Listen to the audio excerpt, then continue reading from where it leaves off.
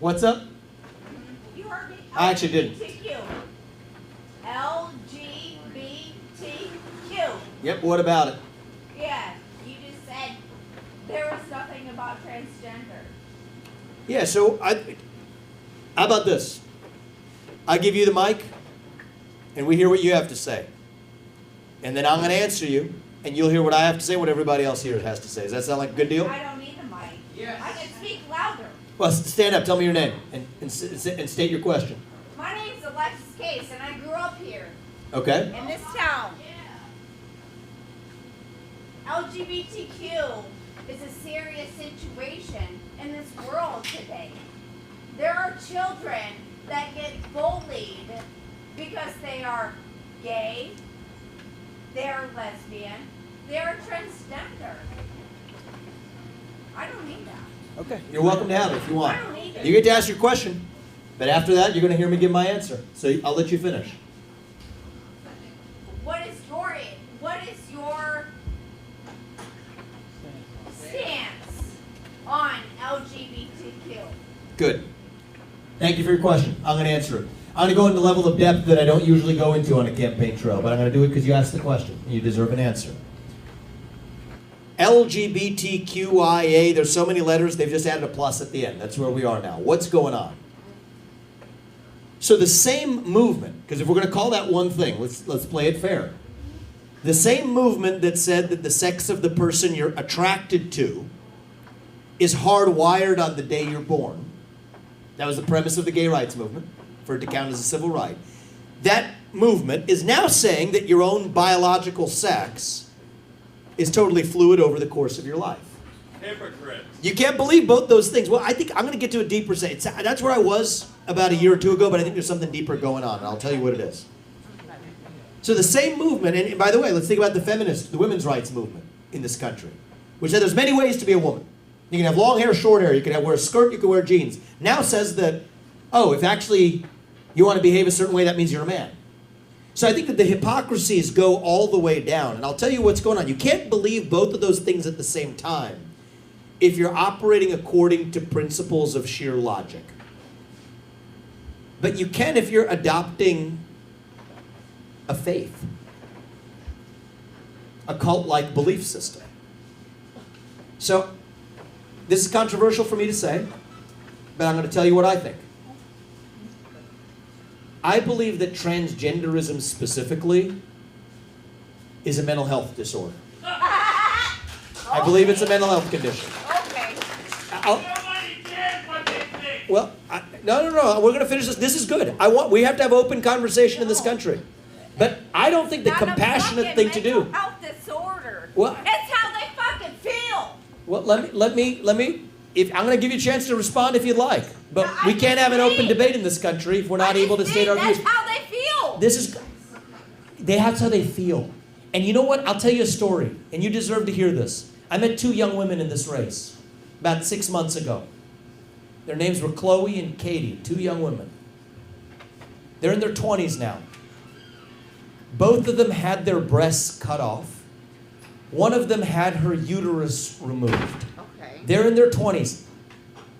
They regret that decision. One of them wants to have kids. She'll never have kids. The other one will never breastfeed her children. They'll never be the same because they had that done to them when they were teenagers. So no, when a young person shows up and says, my gender doesn't match my biological sex, they're asking for help. They happened to them when one girl was 13 when it happened to her. She's in her 20s now and regrets it. This is what's wrong in this country. We will look back at this and say this was barbaric that we allowed this to happen in this country. That is not compassion. That is cruelty. And so I don't think the right thing to do is I'm not going to villainize those people. You don't villainize people who are going through suffering, but you have to be willing to say when a kid shows up and says, my gender doesn't match my biological sex, you have to be able to say, what else is going wrong at home? What else might be going wrong at school? Get to the bottom of what's going on. Help that person with compassion, with dignity. So my view is this, if you're an adult, you're free to live your life however you want as long as you're not hurting somebody else. If you're a man, you can dress how you want. If you're a woman, you can dress how you want. Identify how you want. We're a free country, and I'm not going to stop you. But kids are not the same as adults. And we have to protect our children. And I'm going to go further than that. We can't change the way that women and men compete in sports. We can't do that. We can allow you to live your life the way you want to. But we can't change the way that we operate in our own life. And I'm going to finish this thought and then you get to respond. Because I think this is good. We don't do this enough. Open debate. I love this. I think what we've had in our country before is a tyranny of the majority. And that's what we worry about. But right now we don't have a tyranny of the majority. What we have in this country right now is a tyranny of the minority. That's what we have right now, a tyranny of the fringe minority that tells you to shut up, sit down, and do as you're told. No, we have to stand for what is true. And so I promise you, you will have a chance to respond. I'm going to keep my promise. You tell me. This is good. We don't do this enough in our country anymore. Open conversation. Tell me. I was a child when I knew that I was gay. Not the fact that I wanted to change my gender, but living here in this town, I knew that I wanted, that I was a lesbian, that I was attracted to females. And you know what's... But I had to hide it. And when did you grow... When was that? In the 90s? Oh, no. Let's see, I came out when I was 19, so I was born in 1983. So I think where we are now, we're in the similar generation.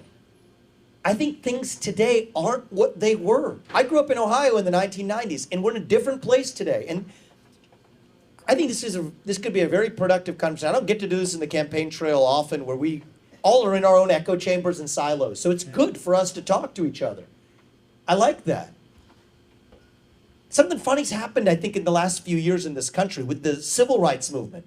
It's right when we get to closest to the promised land of true racial equality that we then start obsessing over systemic racism. It's right when we get to the point in our national history where whoever you are, you can marry who you want, where you want, if you want, whatever gender they are, that we start then obsessing over the sexual identity revolution. You know what's actually funny right now is many people who are lesbian or gay are being taught to say that, hey, if you're a woman attracted to a woman, you're not a woman, you're a man. So that's the transgender movement. The L and the G, first of all, don't have that much to do with each other. The G and the T don't have as much to do with each other. But we're clubbing all of these things up to create more division. I hate the term persons of color. You want to know why? You take 100 different cultures, combine them into one thing that's designed to be opposed to this other thing we call white. And so the way I view this is, you are free to live your life the way you wish to, as long as you don't hurt anybody else in return. And I'm free to do the same thing too. But that doesn't mean we change the way men and women compete in sports. That doesn't mean we change the way men and women... I don't think that just because you identify as a man doesn't mean that you're entitled to a trophy. Do you agree with me on that? That's different. You agree with me on that? I get you. I get you. You agree with me on that? All right. I get you. That's different. Because men shouldn't be swimming with women in women's sports competitions. Thank you. I appreciate that. That's different. That's what I'm talking about, right? That's And so that's what I'm saying is it's not all the same thing, right? And so we got to respect people and treat them with dignity. Every one of us is different. But all I'll say is kids aren't the same as adults, and if we can agree on that, then I think we at least made some progress tonight and we'll have a step forward. So thank you. I appreciate that. And I respect her for asking that. That takes courage to stand up and be the only... You know what? I'll tell you this. When you're the only person in a room, and I'll come to you next, when you're the only person in a room who believes what you do, I will always tell you, stand up and say it.